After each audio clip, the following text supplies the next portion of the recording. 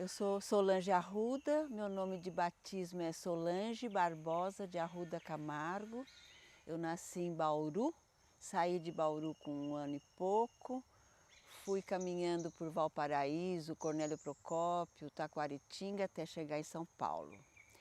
Em Taquaritinga, no primário, eu tinha aula de balé fora da classe, do colégio, né? De balé clássico. Mas essa professora de balé clássico era muito gentil e muito espontânea. Então eu comecei assim aos 6, 7 anos e o primeiro espetáculo que eu fiz, que foi de balé clássico, eu carregava uma lanterninha, assim tem foto, a coisa mais bonitinha. Depois parei, né, de fazer dança. Quando eu cheguei em São Paulo, o meu namorado, eu tinha 15, meu namorado 17, começou a me pagar curso de dança, que eu disse que gostava muito de dança. Então tinha um curso na FAAP com a Esther Stockler, uma querida, e o primeiro dia de aula que eu fui só tinha eu. Então eu disse, professora, não vamos fazer aula, né? Ela disse, sim, vamos. E fizemos uma aula de 3 horas espetacular e fiz o curso, mas aí a FAAP terminou o curso por falta de alunos e ela me indicou a Duchnes. Nada mais, nada menos, que eu adoro, tenho paixão. E a Duchnes, então, quer dizer, a Esther foi aluna da Duchnes, da primeira geração da Duchnes. Eu fui da segunda geração e a Daraína, por exemplo, terceira. Então, 3 gerações. E ao encontrar a Duchnes, o portal que eu conhecia se ampliou muito, porque ela trabalhou com o Laban, o marido dela fez aula de Laban, um saiu da Alemanha, outro da Hungria, fugindo do nazismo, chegaram no Brasil, e a escola dela era na casa dela, e era 50 minutos por semana. Você tinha 50 minutos de aula, 1 semana de prazo para voltar para a segunda aula. E aquela semana eu me dedicava exclusivamente àqueles 50 minutos, e quase todas as colegas. E o grupo era muito especial, um grupo de uns 10 alunos no máximo. A sala era pequena, a Duchnes tinha deficiência física grave, e ela trabalhava muito com a palavra, e ela e o marido viajavam pelo mundo para trazer os eventos contemporâneos que aconteciam. E o marido era professor de História da Arte. Então era um ambiente muito erudito, culto, maravilhoso. Um pouco como esse filme lindo, maravilhoso. Então foi lá que eu fiquei fazendo dança. E a Duchnes sugeria, estudem dança, façam milhões de coisas. Então eu fazia dança africana, tai chi chuan, karatê. Fui para os Estados Unidos, a sugestão da Duchnes fazer o curso em Connecticut, que tinha os melhores professores do mundo reunidos, bastante caro inclusive o curso. E de 3 meses ficamos lá, eu e as alunas da Duchnes, 2 ou 3, fazendo o curso. E comecei a fazer espetáculos. Ela também recebia em casa o aluno que estivesse fazendo algum evento para sugerir, ouvir, era muito disponível.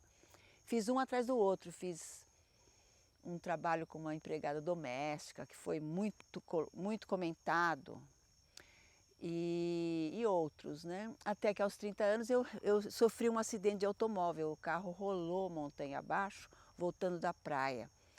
E fiquei com o pé caído e com várias lesões na coluna e tudo mais.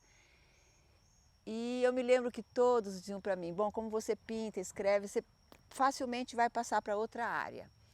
E nisso chegou a Duchnes em casa, pegou um táxi, veio para minha casa, que falou, você pode se espelhar em mim, você não precisa parar, você pode continuar com a dança precisa de você e você precisa da dança.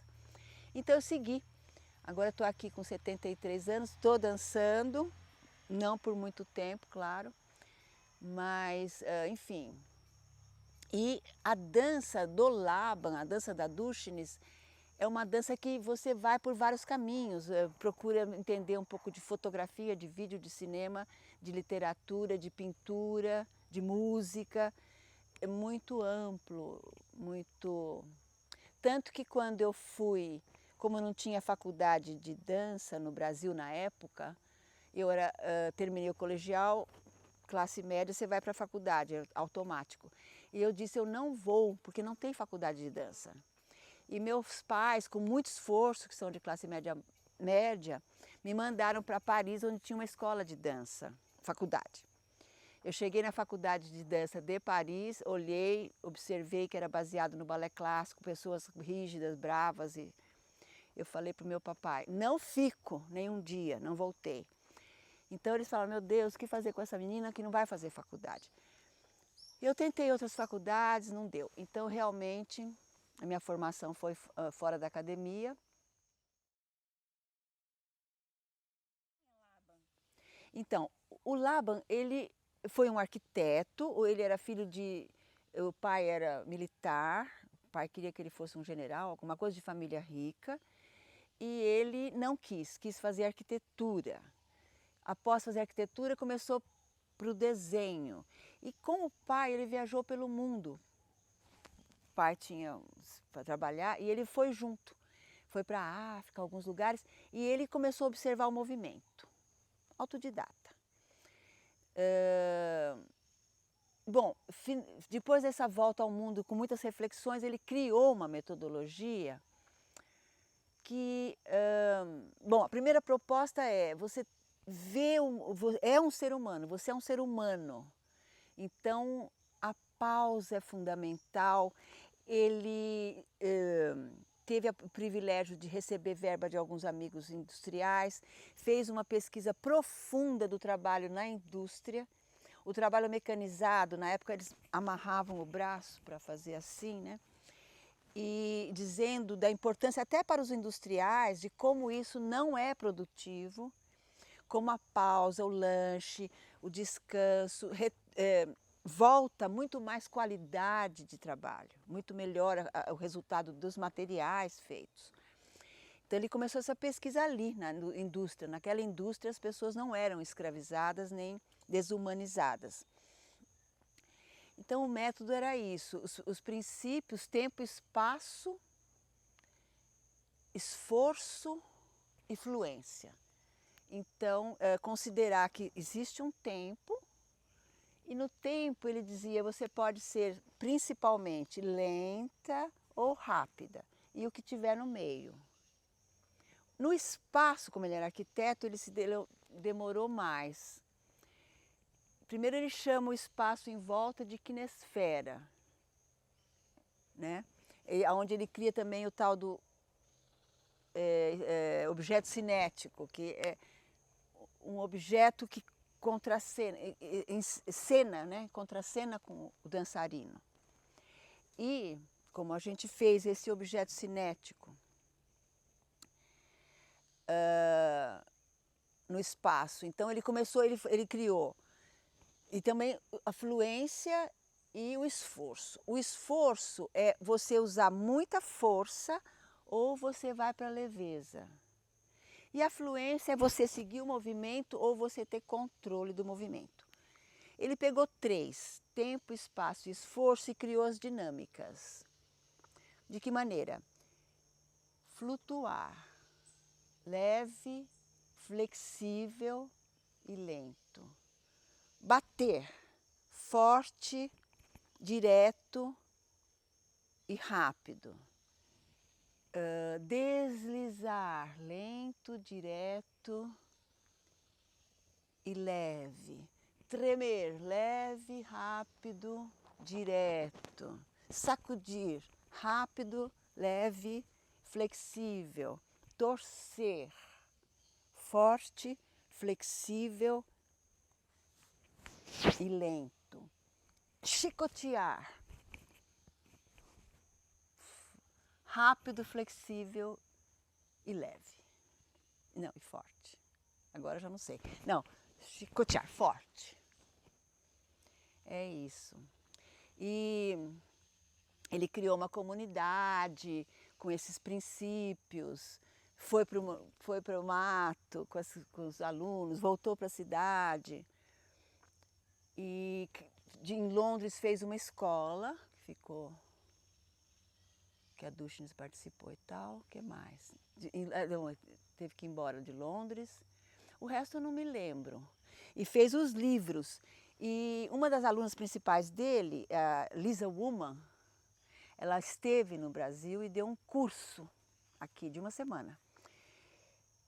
E eu estava grávida do meu filho caçula, de 9 meses, e a Dushnis já estava acostumada com os brasileiros. Então eu virava ponte, paf, com a barriga lá no céu. E a Dushnis, para ela, eu já estava acostumada, né? Mas quando a Lisa viu, a primeira coisa que eu fiz foi uma ponte para ficar bem linda, a barriga lá. Ela, por gentileza, me afastou. Você não vai poder ficar. Ela ficou com muito medo. Então eu assisti o curso de fora, anotando tudo, fiz uma apostila. E também ele conseguia fazer as danças corais. E essa Lisa Uma fez. Ele fez uma dança com 10.000 pessoas. E eu fiz com 2.000 pessoas. Porque, inclusive, a homenagem à Dushnis, que ela faleceu, né? Eu fui convidada a fazer, pelo filho da Dushnis, a coordenação, a direção dessa dança em homenagem à Dushnis lá no Ibirapuera, eu morando aqui em Pirinópolis. E os labanistas, a gente tem uma linguagem verbal. Vamos fazer cenografia, né? A coreografia a Ana Lívia Cordeiro fez, eu fiz a direção.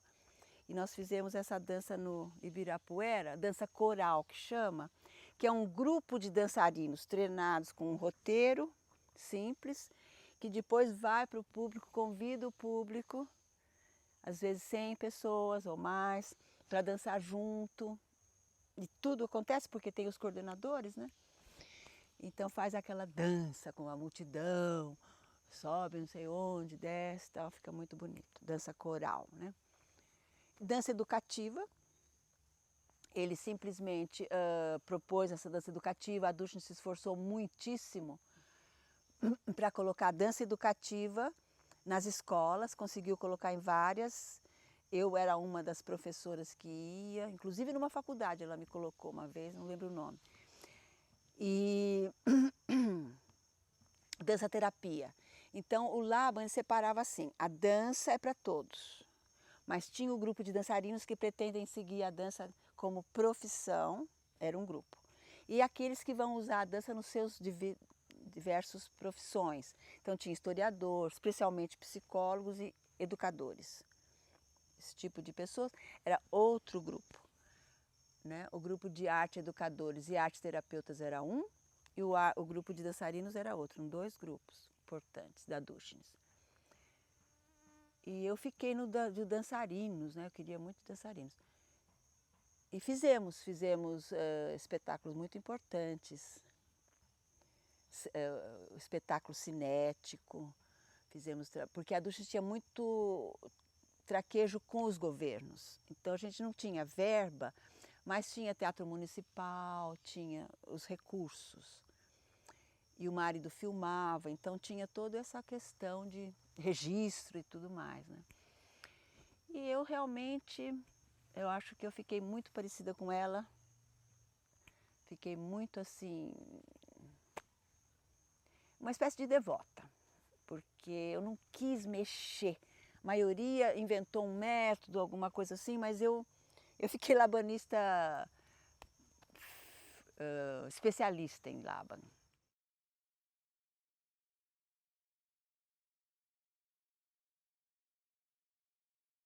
Eu acho que a Dushnis, ela induzia a gente ao transe, porque toda a improvisação começava de olho fechado, prestando atenção na respiração, buscando um movimento interno para depois, com a maior calma, ninguém para julgar. Aliás, ela não tinha julgamento. A maneira que ela tinha, porque tem que diferenciar o certo do errado, era o seguinte: aquela que fez melhor, ela elogiava. Então, todo mundo buscava o elogio dela e olhava quem elogiou, porque era a referência perfeita. Mas mudava, uma coisa era eu, outra hora era a Sibéria, outra hora era a Ana Lívia, que era fazendo melhor. Aquela, ela dizia, olha aqui. Então não havia nenhuma crítica, não havia. Você falava Dúrstenes, eu acho que isso aqui ficou muito ruim. Não, de forma alguma, está muito lindo, só falta você fazer mais assim. Então essa coisa de estar sempre muito acolhida, que eu acho que tem isso a ver, Lidiana, com o teu trabalho de acolhimento. No trabalho a gente não vê isso. A gente vê sempre uma rigidez, uma cobrança, uma crítica. Quando você dá o acolhimento, então isso que tinha. Eram 5, 6 alunas, 10 no máximo naquela pequena sala, completamente à vontade para sair da respiração de olho fechado para uma espécie de transe e dançar o que quisesse, o que desse na cabeça, o que viesse.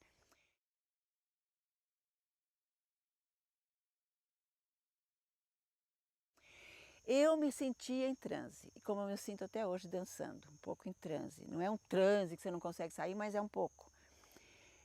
E eu fui me aprofundando nessa história de respiração, até que eu encontrei Laban e Prem-Rawat, se cruzaram, que eu já estou com também 30, 40 anos com o Prem-Rawat, que é um cara que ensinou a meditar, respiração, tal. Isso uma hora prestando atenção só nisso, só que imóvel, me aprofundou mais. Então eu sinto que eu descobri dentro, não digo fora, mas dentro, um paraíso acessível. Que se eu insisto em manter aquele treino de ficar prestando atenção na respiração, não sei o quê, me mexer, sentir o corpo, eu me sinto bem, me sinto feliz. Então, diariamente eu consigo sentir felicidade, eu sei que a felicidade está disponível para mim.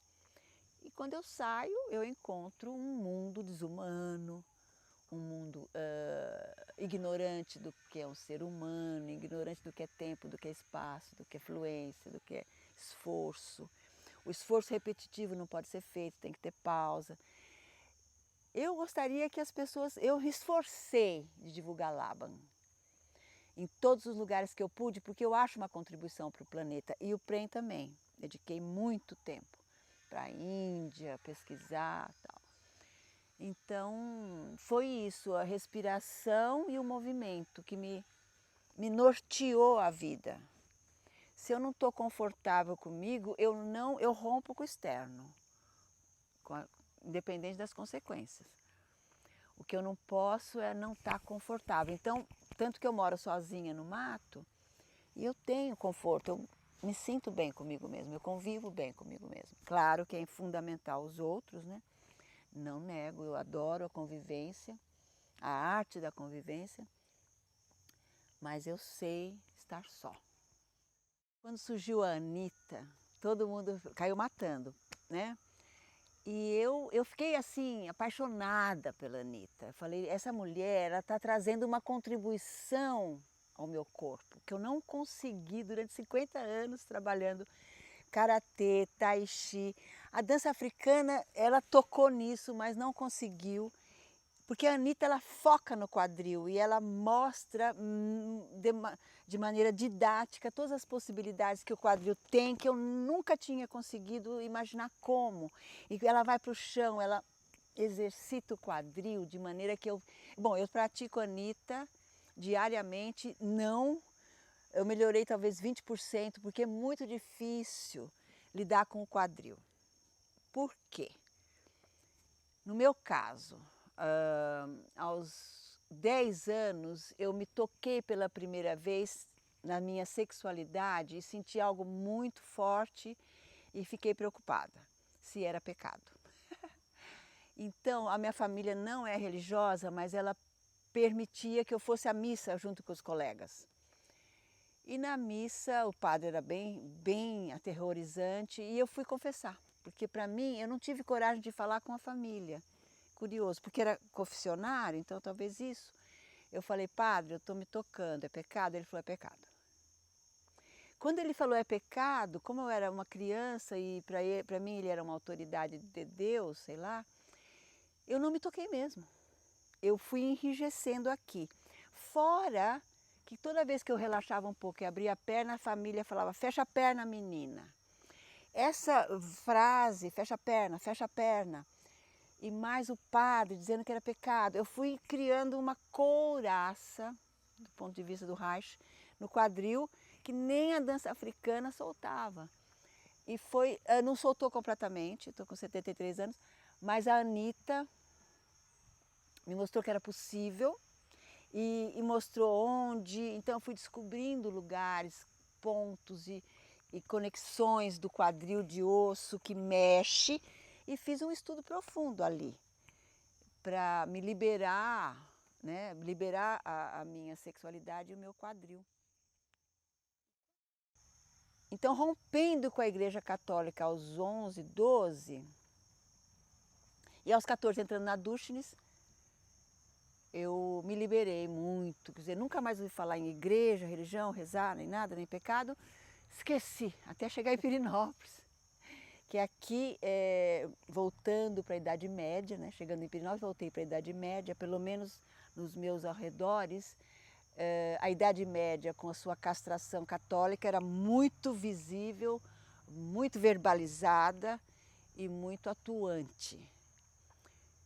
Eu acho que gera uma frustração profunda, um trauma psicológico e sexual irreversível, e o machismo, a misoginia se estabelece de maneira muito evidente, onde as crianças são moldadas neste perfil que é católico, né? Que é, não sei se é só católico, é capitalista, enfim, é o mundo que vivemos, né? E atrapalha, ele não permite que nós sejamos humanos, infelizmente. E o humano, até uma árvore, precisa daquilo que a gente não recebe. Então eu vejo uma sociedade que é trabalho escravizável, não respeita pausa, não respeita respiração. Levou para isso que a gente está vendo, destruição do planeta e um consumo desenfreado em bobagens. Você tem 700 bobagens e às vezes não tem uma coisa fundamental, né? Eu busquei o que é fundamental para mim, natureza. Eu consegui pôr uma piscina que consegue 5.000 litros de água para poder, porque lá não tem rio, para me movimentar na água. É fundamental você ter tempo ósseo, criativo. É fundamental você ter pausa, repouso, para reflexão. A repetição exagerada não ajuda, não é necessária. Rever o esforço, rever o tempo, rever o espaço. Não estudar lá 600 quilômetros não sei de onde. Não morar sufocada num lugar, enfim. Se apropriar do espaço, se possível, né, claro. Enfim, é possível, nós estamos, por exemplo, nesse trabalho que eu estou fazendo aqui, eu acho que está tudo em ordem. Respeito, é possível, não é uma coisa impossível. Eu só trabalho quando tem essas condições, humanidade, sensibilidade, beleza, faz parte, não é luxo, isso é essencial.